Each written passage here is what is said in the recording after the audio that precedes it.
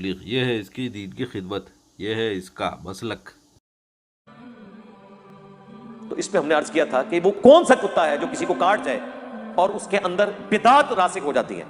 علماء، ظاہر ہے کہ کسی طبقے میں دین کے نام کے اوپر برائی کوئی کھلاڑی تو داخل نہیں کرتا، دین کا کسٹوڈین نہیں داخل کرتا۔ تو حدیث میں بھی کتے کی مثال اور ان آیات کے اندر بھی کتے کی مثال اللہ تعالیٰ نے بیان کی ہے بلعام بن بورا کے بارے میں۔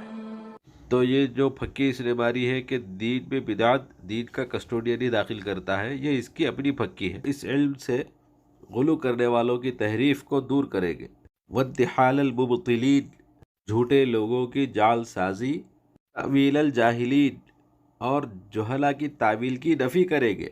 علماء تو اس دین کی حفاظت کر رہے ہیں، جو علم انہیں عطا کیا گیا ہے اس علم سے دین کی حفاظت کر رہے ہیں۔ تو الحمدللہ یہ بات ثابت ہو گئی کہ علماء بدعت ڈالتے نہیں ہیں، بلکہ علماء اس قسم کے جاہلوں کی تعویل اور غلو کرنے والوں کی تحریف وغیرہ کو دور کرنے